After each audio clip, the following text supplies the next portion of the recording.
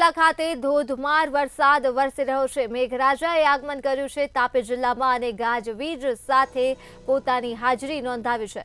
સોનગઢના અનેક વિસ્તારોમાં પાણી ભરાયા છે, તો સપ્તેશ્વર નગર મેઇન બજાર રોડ ઉપર પણ વરસાદી પાણી ભરાઈ ગયા છે। ગામડાઓમાં પાણી ભરાતા જ આ ગામડાઓ હાલ સંપર્ક વિહોણા થયા છે।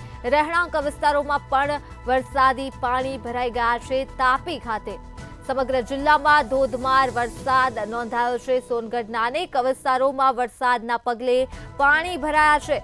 સપ્તેશ્વર નગર મેઇન બજાર રોડ ઉપર પણ વરસાદી પાણી ફરી વળ્યા છે, તો ગામડાઓમાં પાણી ભરાવાના કારણે જ આ ગામડાઓ હાલ સંપર્ક વિહોણા થયા છે। ભારે વરસાદ વરસી રહ્યો છે તાપી જિલ્લામાં, જેના દ્રશ્યો પણ સામે આવી રહ્યા છે। જે રાહદારી રસ્તા ઉપર નદીના વહેણની જેમ પાણી વહી રહ્યું છે, ત્યારે સપ્તેશ્વર નગર મેઇન બજાર રોડ ઉપર પણ વરસાદી પાણી ફરી વળ્યા છે। ગામડાઓમાં પાણી ભરાયા છે, જેના પગલે ગામડાઓ હાલ સંપર્ક વિહોણા બન્યા છે। રહેણાંક વિસ્તારોમાં પણ વરસાદી પાણી છે, તો રહીશો પણ તાપી ખાતે હાલ ભારે પરેશાન છે। તાપી જિલ્લામાં ધોધમાર વરસાદ વરસ્યો છે। સોનગઢના અનેક વિસ્તારોમાં વરસાદી પાણી ભરાઈ ગયા છે, તો સપ્તેશ્વર નગર અને મેઇન બજાર રોડ ઉપર વરસાદી પાણી ભરાયા છે, તો ગામડાઓમાં પાણી ભરાતા જ ગામડાઓ સંપર્ક વિહોણા બન્યા છે।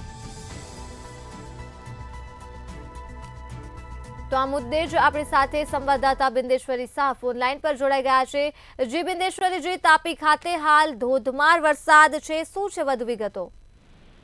જી ધર્મીજી, ચોક્કસથી જણાવી દઉં, સમગ્ર વિસ્તારમાં વહેલી સવારે 5-6 વાગ્યાથી ખૂબ જ ધોધમાર વરસાદ શરૂ થયો છે અને ન ફક્ત સોનગઢ વ્યારા પણ ઉચ્છલ, નિઝર, કુકરમુંડા, ડોલવણ અને વાલોડમાં પણ ખૂબ જ પુષ્કળ વરસાદ પડી રહ્યો છે અને સમગ્ર વિસ્તારમાંથી જે વિડીયો સામે આ દ્રશ્યો સામે આવી રહ્યા છે જોતા સંપૂર્ણ જણાઈ આવે છે કે અનેક વિસ્તારો એવા થયા છે, અનેક વરસાદી નાળામાં પાણી ભરાઈ જવાના કારણે અનેક વિસ્તારો સંપર્ક વિહોણા થયા છે અને લોકોનું તો ત્યાં સુધી કહેવું છે કે આ સિઝનનો સૌથી ધોધમાર વરસાદ જે છે એ આજે વહેલી સવારથી પડી રહ્યો છે અને ક્યાંક ને ક્યાંક અનાવડત, પ્રશાસન તંત્રની અનાવડતના કારણે પાણીના નિકાલની યોગ્ય વ્યવસ્થા નથી।